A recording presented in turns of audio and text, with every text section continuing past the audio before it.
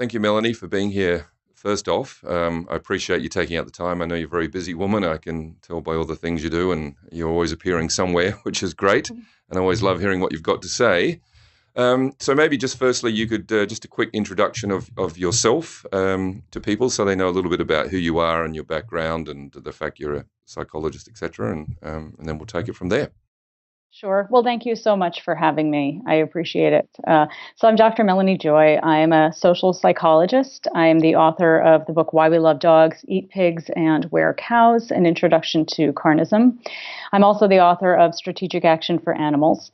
And I'm the president and founder of Beyond Carnism, a charitable organization, a nonprofit organization dedicated to exposing and transforming carnism, which is the invisible belief system or ideology that conditions people to eat certain animals.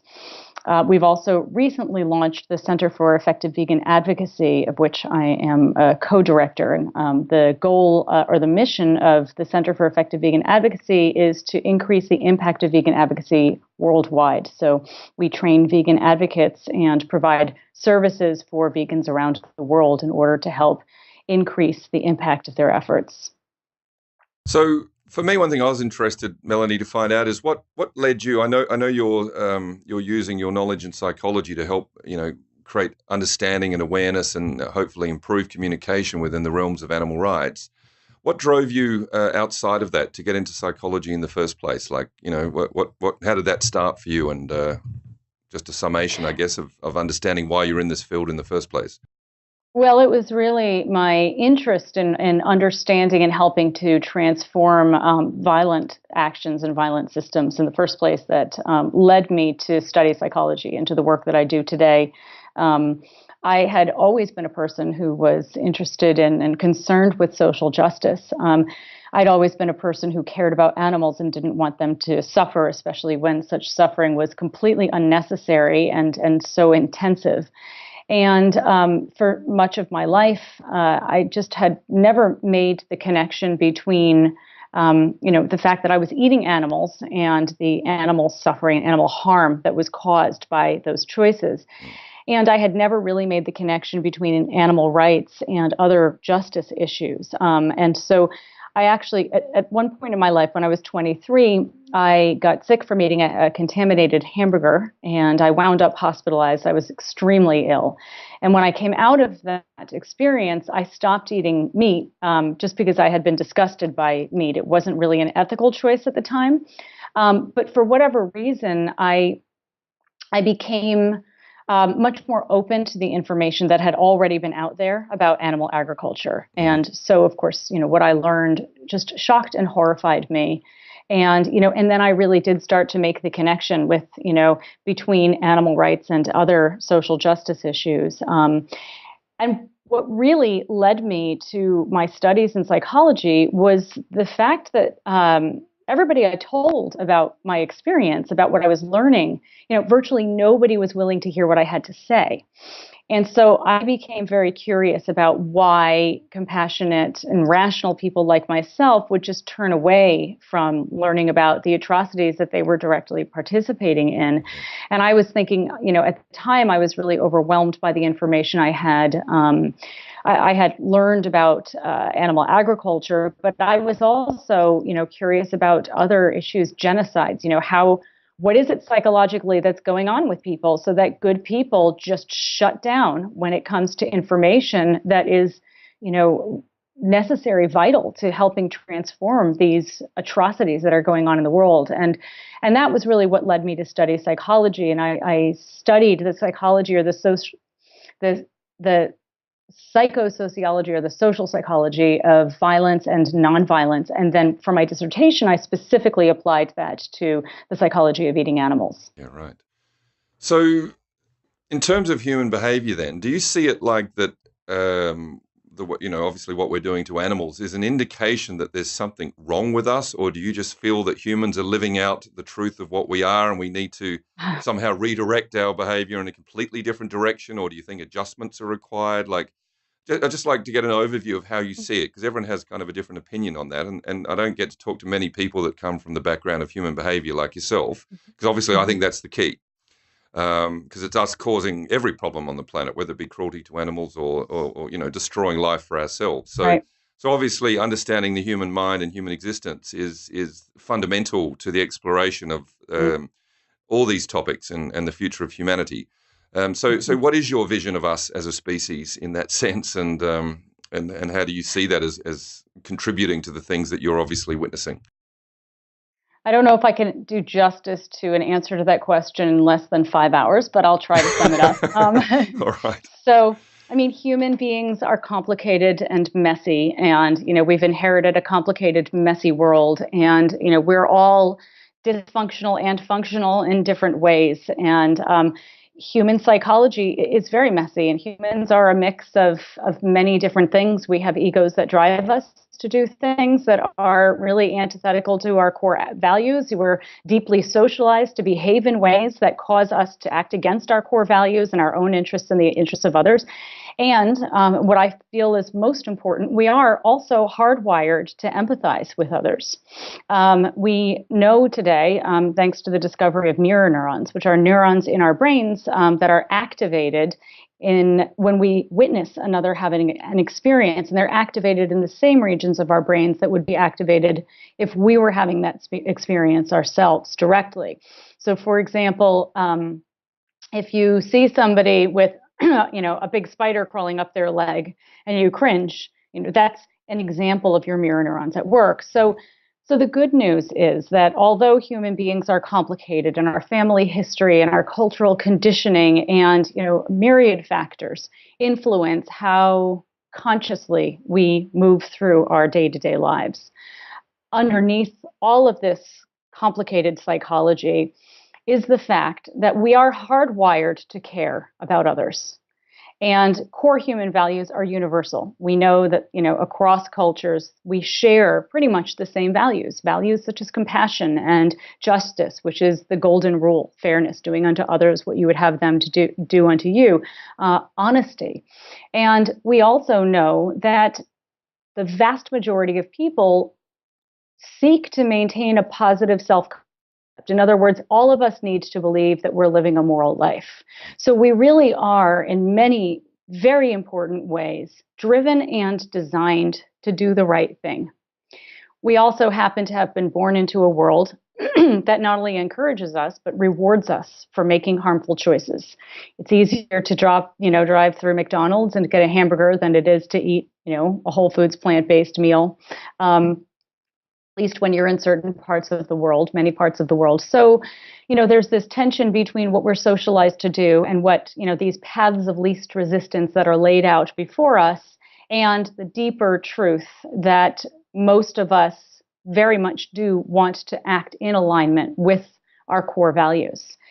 And the good news is that those of us who are promoting compassion and justice are really advocating something that everybody wants and is on board with. It's really just a matter of getting the message out there in a way so that we can be heard the way that we intend to be heard. And I do believe that social change, although slow in some ways, is indeed happening and moving in the right direction. And especially when it comes to veganism, this change is really starting to become exponential. So do you see then that the vegan movement, do you see it as just another social movement, or just to use, like, if we look at the history of all the social movements, whether it be for women's rights, the rights of American Negroes, the rights of gay people, which obviously we're still have issues about in this today and age, which is quite extraordinary. It would appear that we don't learn a lot and then transpose that learning from that experience. Like people that have lived through that and come out of those social problems in society, they don't necessarily come out more compassionate people out the other side when their rights are given to them. And then they don't necessarily go out trying to look at a broader picture of the rights for others. It seems like we're trapped in a very one at a time narrow vision of life and society. And we seem incapable of just seeing the entirety of life for what it actually is. In what way do you think that going into the vegan movement might contribute to perhaps, hopefully, making this the last social movement ever on the planet, which is what I'd like to see, because I feel it has within it the ingredients to do just that. Yeah, well, I think, I mean, a few things. I mean, first of all, I think that it's important to acknowledge that we haven't come through those other social movements. An unfortunate reality that is less visible today than it used to be, but is no less palpable, is the fact that racism and sexism and heterosexism and many other isms are still alive and thriving. They're just manifesting in more subtle and indirect ways, but they are certainly, unfortunately, realities that many people have to continue to live with. Human beings certainly have a remarkable ability to compartmentalize.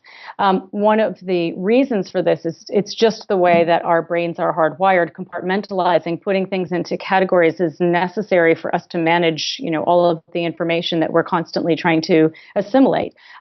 It's also the result of, in my opinion, a a failure in, not in all cases, but in many cases, for social justice movements to really address the underlying cause of social injustice in the first place. These social justice movements are tremendously important, and they do challenge a social paradigm shift. And I'm incredibly grateful that we have civil rights and feminism and other movements that I feel are absolutely vital to the transformation of society. I also feel that it's important for us to recognize that oppressions are interconnected. And when we have a social justice movement that doesn't recognize that this is one oppression among many, and that all oppressions are really spokes on a wheel, that there is no, or let's just say it's dangerous to look at oppressions in some sort of a hierarchy, like we, fix this problem and then everything else will, fall into place along with it. We can understand how interconnected oppressions are when we look not at the victims of oppression, women, people of color, animals, but rather at the perpetrators.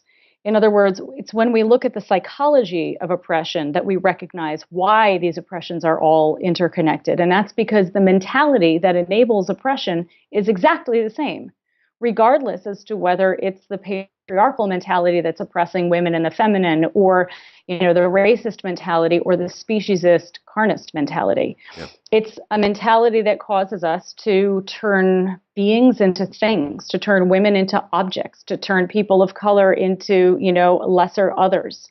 So we really need to address this mentality. I think it's dangerous and probably quite inaccurate of those of us working in the vegan movement to assume that veganism is somehow the last frontier, that if we extend our compassion to animals, then everything else will automatically sort of fall into place. Often people assume that there's some sort of a hierarchy with which people develop identification with others. First, we identify with other human beings, and then we identify with other animals, and so on and so forth. But it doesn't always work that way. There are plenty of vegans who are unfortunately not examined in terms of their own relationship with their white privilege, for example, or racism. There are plenty of people in the vegan movement who are, perhaps unconsciously, but actively promoting sexist attitudes and behaviors. So I think, veganism is not the solution to the world's problems, but any true solution has got to include veganism within it. Yes. Yeah, look, I agree 100%. For not 1 second am I proposing that the animal rights issue is the solution. What I think it is, it's such a profound thing to look at, and everybody eats. So this is applicable to everyone on the planet. So whether I'm talking to a vegan or someone that's not vegan and eats animals, I still feel like it's an opportunity for us to look deeper into the mechanisms of the human mind, because I think it's pushing us just to see how violent we have become in many ways, and we've disguised it in our daily behavior as if we're all innocent with our actions. But I think it's an opportunity to end the ongoing process of learning that we're currently on, because I don't think it works, and to me, I see. I mean, you must see this psychologically. We are deteriorating as a species. I mean, there's more anxiety and depression. That keeps growing. People are more fearful, more insecure. And the more insecure we become, our conceptual world shrink. And the more they shrink, of course, our vision becomes narrow, and it's harder to absorb the enormity of what's actually happening on the planet. So even though there's billions of us on the planet, or trying to problem solve the nature of what we should do, whether it be environmental issues or whatever, the truth is that's 8 billion minds all in a shrinking individual reality. So our ability to handle the enormity of what we've created is becoming less and less in many ways. So I guess what I see this is a wake-up call for us to finally stop defending ourselves and just, it's almost like I think we need to take a slice through life, forget the past, forget the future, and let's just have a look at what we actually are. Yes, like you were saying, we're hardwired to be compassionate. But are we hardwired to be compassionate for real, or are we hardwired to be compassionate when there's a survival reason for our own benefit? Which is two very different things, right? Because a truly compassionate person in a compassionate state doesn't segregate or put into categories what fits into that realm. If you're sitting in an honest, open, compassionate space, then of course you see something cruel to or who, whatever that is, you're going to intervene and see that as something not right. Whereas at the moment, I think that innate compassion you're talking about is still only being tapped into in that categorized reality, that perceptual world that we live in. So to me, the issue is we need to look at the fact that we as humans are functioning in a perceptual reality. And as long as we are, I see it as that's infinite, how many ways we can see the same thing. So how are we ever going to find sort of a united journey or front as a species until we perhaps draw out a greater truth of who we are? Because I feel what I'm seeing at the moment is the human brain is as we're witnessing it today in the collective, is functioning in a fear-based manner. So I don't see the human brain as being the issue, because when I work with people and I get them to use the same mind in a conscious way, in a non-fear way, it creates a completely different result. You don't have to ask people to be nicer or to be kinder or to care for animals, because they're in a compassionate state. So the human brain, I think, is very capable of living, the entire human species, a beautiful, lovely, compassionate life. But that's not what we're seeing, because I think what we're avoiding here is the fact that fear is our guide, and that fear creates everything that we think and feel, including our compassion. And fear creates a narrow reality, as we know, in behavior. So I feel like we need to look more closely at not so much our minds themselves, but the energy and what we're using to guide our thoughts and feelings. How do you Well, feel yeah, about that in your work? I mean, I didn't say that we're hardwired to be compassionate. I said that we're hardwired to empathize, and what we do with that empathy, what kind of behavior emerges from that empathy is another conversation. And it's absolutely true that when people are coming from a place of fear, they're less generous all around. Yes. They're less likely to be able to be empathic. Same is true from when people are in a place of anger or hijacked by any Yep. intense emotion. Intense emotions tend to make oneself focused because you're focused on your own emotional survival, and are less likely to be able to reach out and extend yourself to others. So that's absolutely true. But isn't I that the don't status that we know. all live in, though? Haven't you just described the truth of what nearly every human being on the planet is functioning in that state? I think, well, human beings are functioning in multiple states. They're not in one state or another, and I think it's very difficult to generalize. I don't have the data. I mean, I know there have been studies that show that people are less happy today than they were, for example, in the 1950s. Yep. That's all true. Rates of depression are higher. We don't know if this is the case because people are self-reporting depression more, more aware of depression more. I think it's important I mean, the world is a very, very heterogeneous place. Some groups are moving in different directions than others. I think it's important for us to acknowledge that there is, while there is this perhaps increasing fear-based mentality in some places in the world, certainly in the United States, there is also an increasing concern with justice. With the advent of the internet and the ability to disseminate information so widely for the first time in human history, we have the opportunity for people to learn and become connected, and for social movements to become unified across national borders, across oceans, in a way we never had before. And in my experience traveling around the world, I've been on 5 continents now, soon to be on 6 when I go to Africa in a couple of months, connecting with people who are actively involved in social transformation. What I'm witnessing is, I'm not denying the fact that there are many problems in the world and that, humanity is messed up in a lot of ways. But there are more and more people who are actively involved in becoming part of the solution. And there are more conversations today happening than ever before. philosophically, socially, politically, about what we can do to create the kind of world that we all want. Emotional literacy is, one of the most important things, in my opinion, for us to be able to stay connected with our empathy and not be hijacked by unconscious emotional forces. People, it's been pretty amazing to witness the level of awareness of emotional literacy, the fact that this even a conversation happening now, people learning the value of emotions. We have books on emotional intelligence and on, functional relational dynamics. So there is absolutely a shift of consciousness in a very positive direction, as well as the reality that there is a lot of fear that's driving a lot of our decisions. One of the good things about the vegan movement is that if you look historically, virtually all oppressive systems depended on convincing people that engaging in the oppressive behavior was necessary to their survival. It's necessary. We have to, annihilate these others because it's necessary to the survival of our race. It's necessary to the survival of our culture. It's necessary to the survival of our species.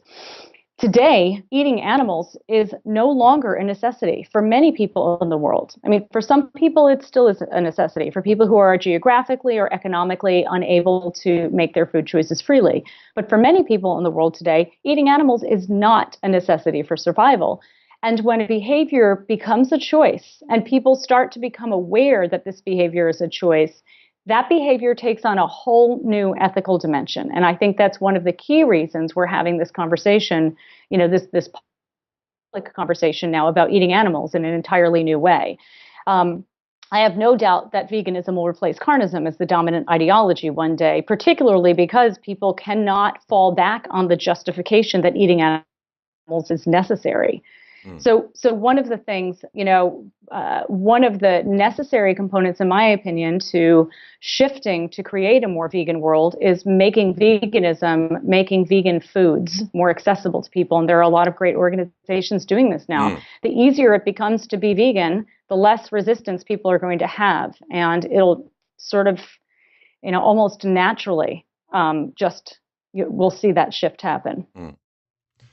So, yeah, look, I guess I see these things. What I'm intrigued about is there's this sort of vision that we're improving, and I find it, even though I see what you're talking about in terms of new movements or more conscious conversations happening at the very least, it still, to me, looks like we're on a psychologically deteriorating pathway.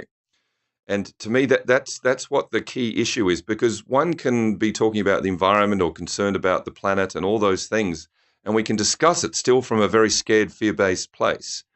Fear doesn't stop us from acknowledging, for example, the fact that we're concerned about the future of the planet or of humanity. But is it necessarily the thinking pathways that's going to lead us to create the change? It's a bit like Einstein said, we can't solve our problems with the same thinking that created the problems. And That's right. And I 100% agree. But I think we're underestimating what he's saying and what is within that statement. I think we're talking about we need a complete review of our functioning and what drives our behavior. And I think personally we're underestimating the power of fear and how much that is determining the world that we live in. Well, I think, we can have a philosophical conversation about this, but it'll be anecdotal. It'll be about, different perceptions of where the state of consciousness is in the world. And without real data to assess that, nobody knows for sure, because we're all operating within our own perceptions and our own paradigms. Yeah. I think if we look at the facts, what we can see is not simply conversations people are having about creating a better environment, but the number of vegans and the number of vegan organizations is exploding. I mean, exponentially. Yes. And this is indisputable information. So there is a shift happening. I can speak to shifts happening in the vegan movement. I haven't looked at the number of organizations, that women's organizations, for example, feminist organizations. My assumption is that they would be expanding as well. But I can say that simply in the vegan movement, the number of vegan organizations, the increase of the power of existing vegan organizations, the number of new vegans, and the number of vegan products that are available today are exponentially, these numbers are exponentially higher than they were just 3 or 5 years ago. And so that data tells us a lot. Yes, we do need to work on transforming consciousness, but we can see, empirical proof of the fact that there is progress being made in terms of the behavioral changes that we're asking for. Yes. I mean, I see that, and it's not that I see it differently. It's more I'm looking to think that if it's a conscious kind of awakening that's required, should that not be the key focus? Should everything not be drawn back to that? Whether it be we're talking about the psychology of animal rights or whatever the case may be in terms of how we're analyzing human behavior. Um, is it not necessary that we always make it that because that as a conversation is not a common conversation. It's not something you hear a lot, and you've got to go back to, I don't know, teachers from the past like Krishnamurti or Alan Watts, or who attempted to tread on that pathway to try and open people's minds that is the key and that is the answer. And we certainly haven't developed those pathways of thought on a great level. Even like spirituality's gotten very lost. A lot of great spiritual teachers think it's fine to eat animals, and they come up with a lot of interesting justifications as to why they do. So even going to a place, like being in the now, which is meant to be the pure place of human existence, where there's no past and no future, that doesn't lead a human being to necessarily become a kinder person. Maybe they feel more content within themselves, but they're not necessarily behaving any differently. So I still feel like our behavior is being guided and dictated, that's creating this collective construct that we're witnessing. And even though we may be seeing vegans rising in one area, I still feel like the end result is it creates a collective outcome that is a destructive one that's still heading us on down the slippery dip towards nowhere good. How does the proliferation of vegan organizations create a destructive outcome? Because it creates a conflict and divisiveness with other aspects of society. And society, it's almost like we need that to exist. You know what I mean? There needs to be a good guy and a bad guy for the world to function. And how does the proliferation of vegan organizations create an other? And how is that enemy making creating a divisiveness? Well, only because, look, I think the vegan movement is growing, and I see it putting out, and that is wonderful, of course. I'd like to see a new vegan restaurant every day in Adelaide, for example, and it is happening like that. I meet young people all the time, particularly, younger people. God, compared to my age, I didn't even know what vegan was for so long.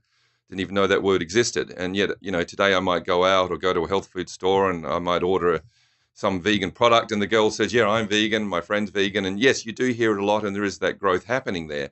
But I'm not convinced that that is actually going to do what needs to be done for us as a species to continue our journey on this planet. I think we could all be vegan tomorrow, and that doesn't necessarily mean we've changed. We may have changed our habits. We may have changed our learning and reframed our learning, but it's still, aren't we still trapped in a perceptual place?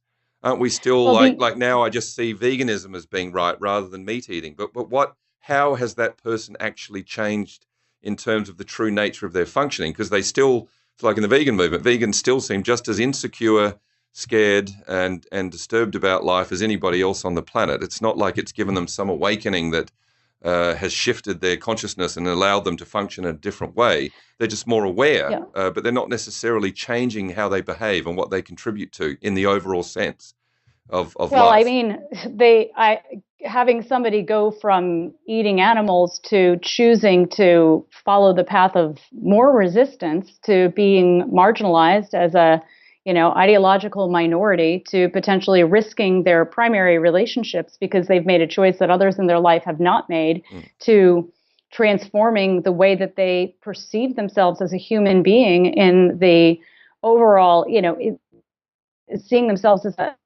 a strand in the web of life rather than standing on top of the hierarchical ladder of life, to living in alignment with some of their core values, despite often overwhelming pressure to conform to the carnistic majority. That's a pretty significant transformation. And, I think with human consciousness, and I'm sure you know this, whether we're talking about psychological development or if you want to call it, spiritual development or the development of consciousness, I think, we have to look at this on a continuum. It doesn't transform overnight. Most people are not like Eckhart Tolle, who, has some profound awakening experience and the Sure. next day experiences non-duality and recognizes, the illusion of the ego. That's just not the way humans evolve. So when we ask people, and I think there's a danger in looking at, Henry Spear, the great activist, said if you ask for all or nothing, you'll probably end up with nothing. And I really believe that it's very important for us to recognize movements toward greater consciousness. Yeah. And appreciate movements toward greater consciousness. Also appreciate the interconnectedness between behavior and consciousness, because your consciousness drives your behavior, and our behavior shapes our consciousness as well in an ongoing feedback loop. And so these changes that we're seeing in society may not be as fast as we would like them to be. They're certainly not as fast as the animals and the other direct victims need them to be, but they are nonetheless choices that more and more people are making because they do want to do less harm and they do want to live in a more conscious way. And it may not be the level of evolved, enlightened consciousness that, ideally is what we want for the world, but it doesn't mean that they're moving in the wrong direction on the continuum, where it doesn't mean that they're not moving at all. It's also important to recognize that we're having a conversation in a moment of time in human history, and we've existed for millions and millions of years. And it's only in, a point, I don't know what percentage it is of human history that we've even started to have these conversations.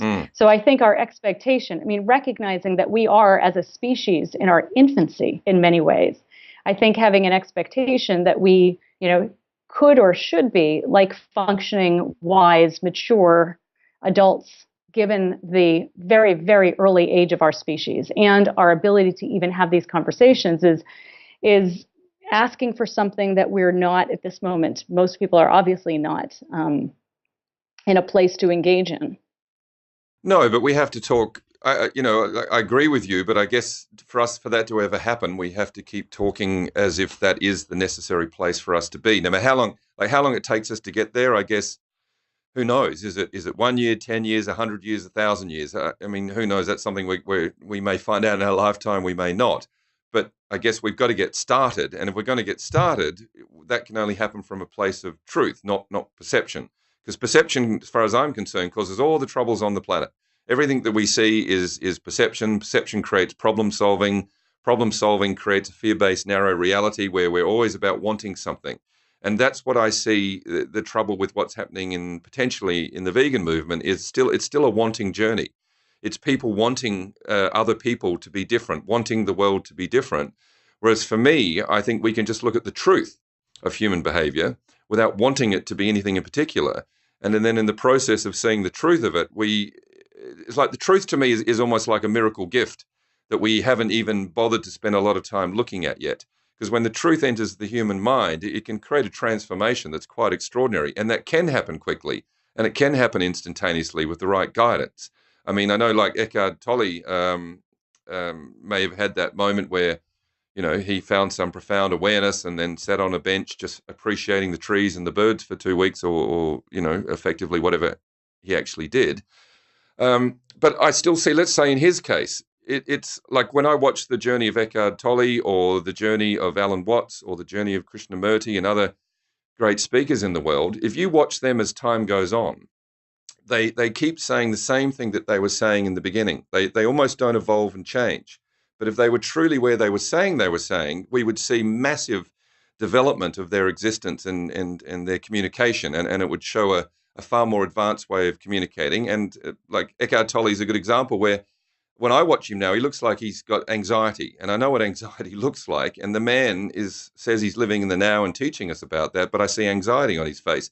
So I guess what I'm pointing out, whether you're on a spiritual pathway, a vegan one, or whatever, the hypocrisy comes from if it's still a fear-based journey where we're wanting something to be different, and we're scared of it not happening. Are we not just injecting more fear into the world?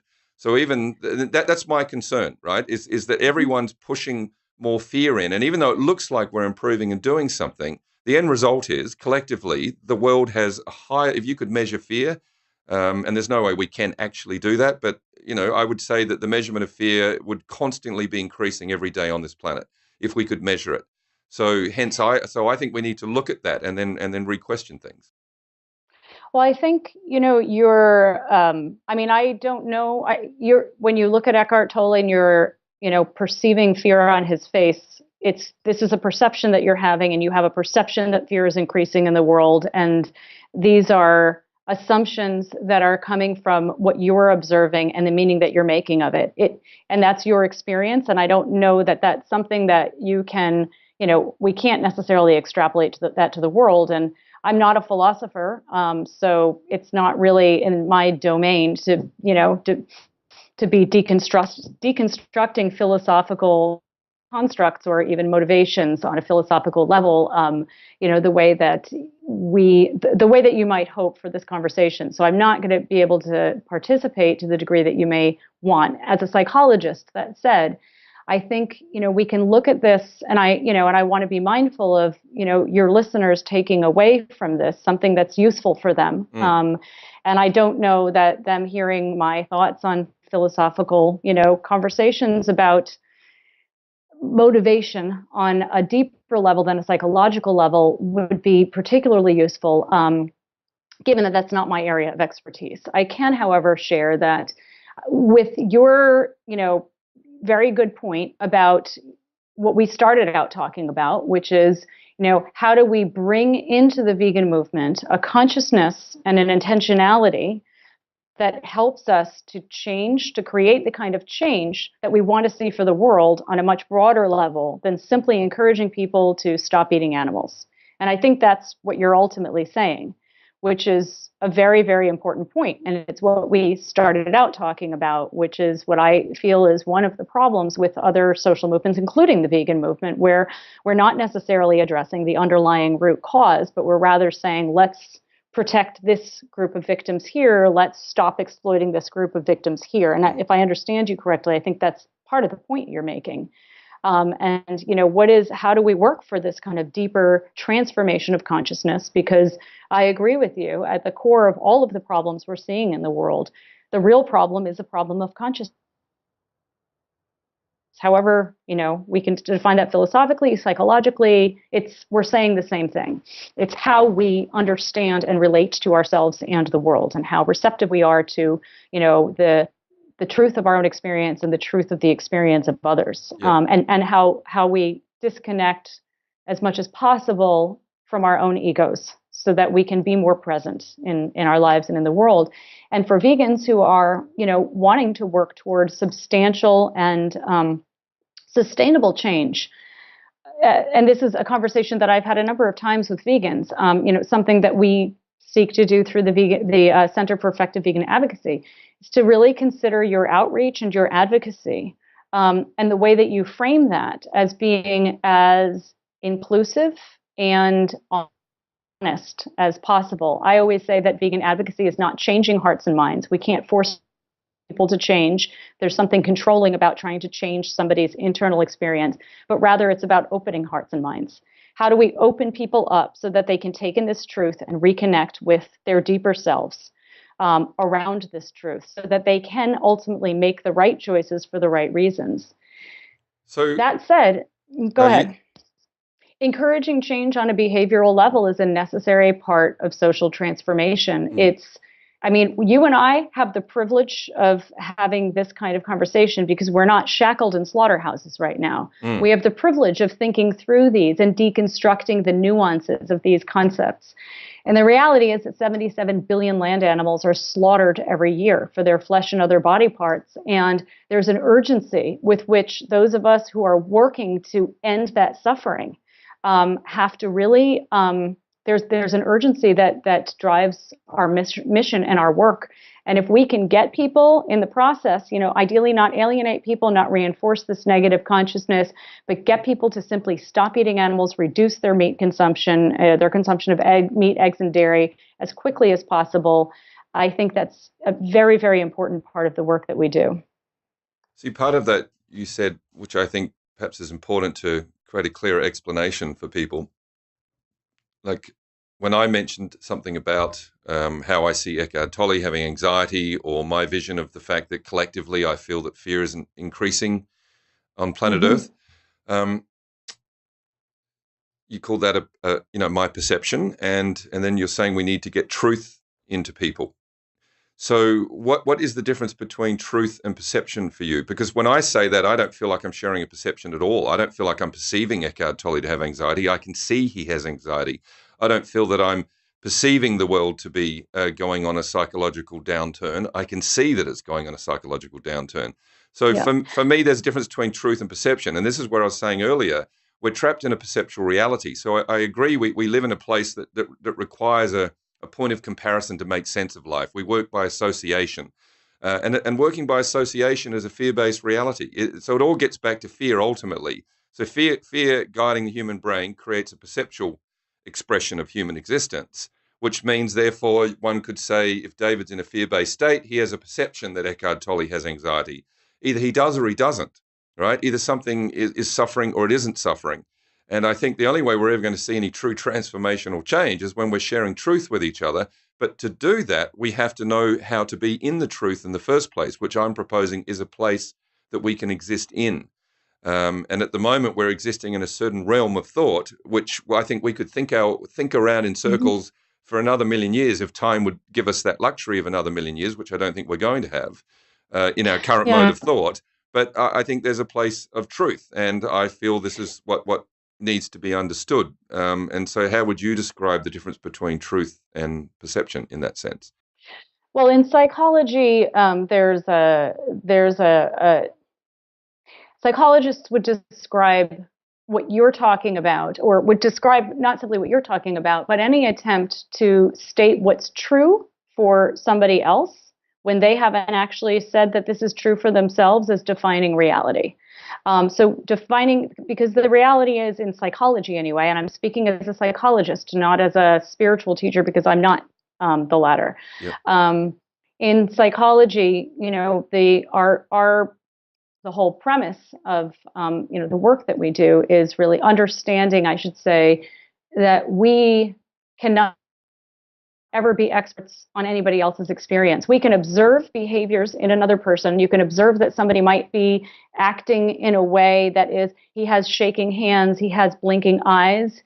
You can observe behaviors in others, but you can't know what's true in somebody else's internal experience if you're not actually inside that person.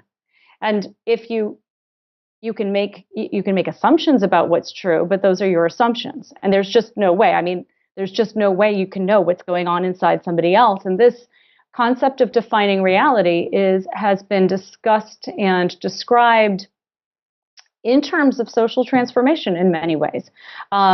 Defining reality is something that can cause, and I'm not talking about what you said, I'm just talking about this more broadly. Yep. When somebody says, for example, you're overly sensitive, it wasn't that bad, it's defining reality. If somebody says, no, I'm really not mad at you, and the other person says, well, yes, you are, I know you are, that's defining reality. We don't know what's happening inside another individual. We don't know what's happening inside the psyches of the people around us. We know only what they tell us. The only thing we can be sure of is what the truth of our own experience is. And one of the core problems socially and psychologically in interpersonal relationships and in collective relationships as well is this tendency and attempt to dictate the truth of others' experiences, whether it's to say, this is what your motivation is, I know. This is what your feelings are, I know. These are your ideas and attitudes, I know. We don't know unless they've told us. But then okay, I think this is a good topic because then it brings up potential confusion with the animal rights issue. So let's say I'm convinced animals are suffering, then someone could use your argument right back on me. They could use exactly what you said to counteract what I'm saying, that we need to treat them with respect and love because they're suffering. And they could say, well, that's your opinion that they're suffering. I don't see that. Right. Well, so I think where do we go from there? It's a good question. It's a good question. We need to do this within reason. I mean, one of the things that we are, animals are communicating to us that they're suffering. I think the real issue is the opposite. It's that people say they're not suffering when we have every indication that they are.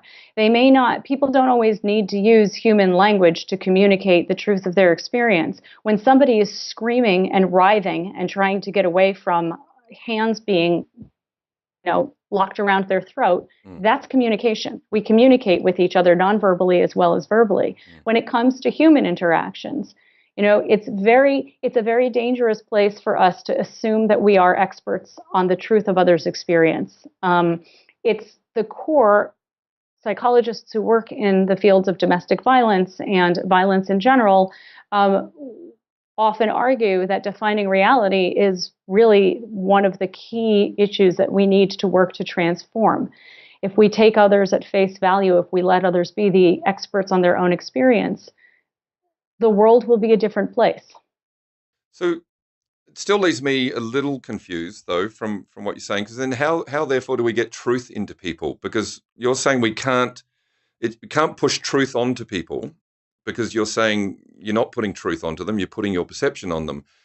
But then there is no truth. Then we're just stuck as human species in this perceptual reality for eternity, and we're never going to unite or agree with each other because a perception can shift like the wind blows. If a better option comes to pass, you know what I mean? If people Oh, suddenly found out that there is we live 20 years longer by eating animals, I can tell you veganism would die off pretty quickly, and next thing, perceptually, eating animals would suddenly start being seen as a good thing again. So, like, you well, know I what I mean, the mean? goal is, I'm a yeah. little confused about the truth thing, because I think that that's something for me that I feel very clearly about, um, that there is such a thing. I think the human mind can see the truth. I think I can see the truth of life in the right space. And other times I'll be in a more perceptual space, but I know the difference between the two. So it's not about enforcing it, it's about sharing either an opinion. And when I have an opinion, I'll share it as that. And if I see truth, then I will share it as truth. Um, like just to share, I'd like to know your opinion on this then. Like, I was walking in the woods in Canada once, and I felt this incredible pain in my head, like something was dying. And I knew it was something dying because I could feel it. It was so clear in my mind. And and I actually went walking to track down that sensation. And it took me about 15 minutes of roaming through, and I got closer and closer and closer. And what I eventually found was, as I homed in and it got more intense the closer I got, was a fish alive being eaten by a crow. And I felt the fish, and I knew I felt it, and I was not unclear in that moment. And I didn't know where the fish was. I didn't hear the crow. I felt something and followed that. And to me, that is the world of truth. That's a conscious space which allows us to see the truth of the suffering of something, rather than me thinking, all right, I know that technically scientists have told me that fish have a functioning of brain that goes in a certain level. So therefore, my analysis is that it would be feeling some kind of discomfort from that bird pecking away at it while it's alive, as opposed to just knowing that it's suffering because I could feel it. So, I mean, how would you explain an experience like that? Because in the world of perception, that can't happen. That doesn't fit into perceptual journeys. So, I Yeah, guess, I mean, I'm not in a position to explain an experience like that, but I can respond to your question about the difference between the truth and perception. And I okay. think I don't ever purport to know the truth. It's because I don't think I, I know the truth of my experience, and that's what I know. I know the facts as I see them, and I can say these are the facts that I'm aware of. I think we can have, more in terms of helping people connect with the truth of what's happening, the reality, I Mm, would say, of what's happening to animals. We know what the facts are. mm, We know what the suffering is that's happening in the world. It's extremely well documented. There's no question about that. As vegan advocates, we want people to connect with that, quote unquote truth. What I think is most important is to help people connect with the truth of their own experience. We have mirror neurons. We are naturally empathic. How do we help people become open to their natural empathy? People, as I started out in this conversation, saying we know that people are hardwired to empathize.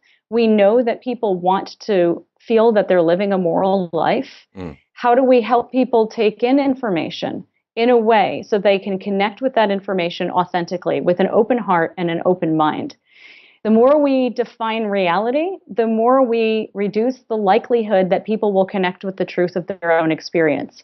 When we hear, for example, over and over again, children are raised to deny their own reality, to not even know what the truth of their own experience is, because our culture reinforces this behavior and this mentality so in some ways, so intensely. You have a child, for example, there's I'm trying to remember what book this was in, but this is a good example. Who said this? Anyway, there's an author writing about defining reality, and she said, think of like the little girl sitting at the table after dinner saying, or having finished dinner saying, can I have seconds? And her parent says, well, you can't be, Mom, I'm hungry. Can I have more? Well, no, you can't be hungry. You just ate. The truth of that girl's experience is that she is hungry. Her mother is telling her that she's not. The message that she's getting is to distrust the truth of her experience, to distrust the messages her body is giving her. You see this happening with boys all the time too. The little boy falls on the playground and scrapes his knee and starts crying, and then he gets bullied. It's not that bad, it's just a scrape. Oh, you're overly emotional, you shouldn't be crying, you're such a baby. This boy, unfortunately, is going to hear this over and over and over again, and probably grow into a man who has to be on his deathbed before he goes to see a doctor because he's learned to distrust the signals that his body is giving to him. People who distrust the truth of their own experience are people who are less receptive and less able to take in information in an authentic way. And so one of the most important things for us to be doing as a movement is to be trying to offset this paradigm so that people can be open to their own experience and self-connected in a way that lets them hear information that may be challenging their existing worldview, that may be challenging them in some pretty profound ways.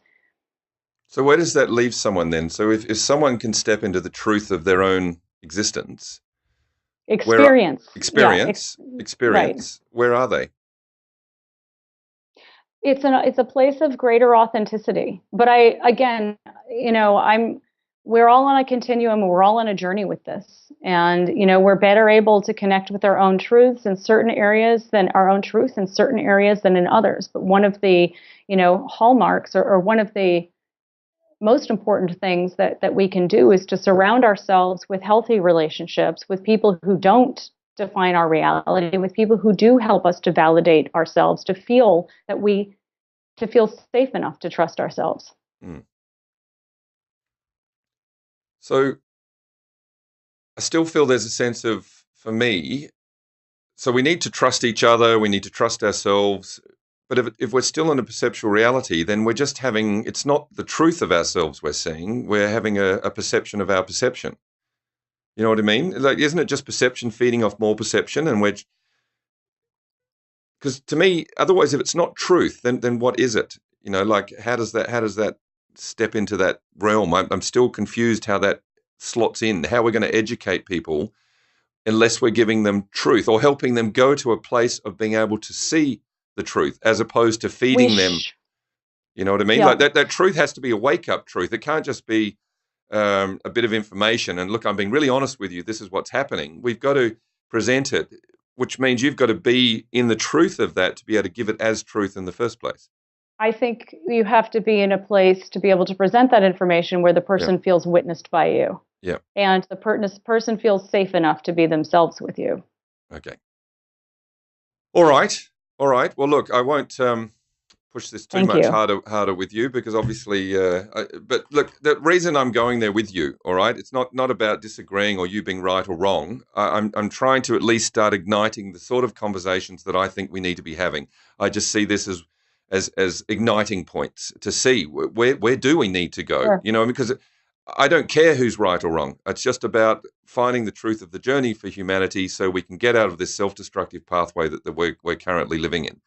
And whatever that is, it is, right? So whether it be the guy next door or whether it be a whole bunch of people or whoever can come up with a pathway that actually is going to work for us as a species, then that's the one that I'm open to finding. And I'm hoping that these discussions, at the very least, start getting people thinking rather than, so they for themselves can find and explore and understand a deeper level of their own existence and where they are and what they're experiencing themselves. So thank you, Melanie. I appreciate your time. Thank you.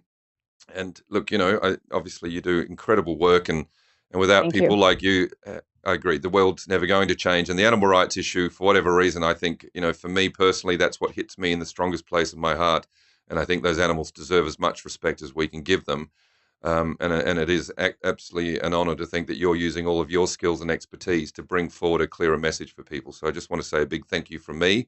And don't think for one second that I'm trying to create controversy in these discussions. I'm trying to stir up human conversation just to see where we're really at. I'd like to know, maybe I'll find out that, oh, David, okay, doesn't fly when I chuck it out there, and in another world it's not holding true, and I need to look deeper into my own existence. So thank you once again, Melanie. I really do appreciate it. And thank you. Thank you very much. That's great. Okay, all right. bye. Thank you. Bye-bye.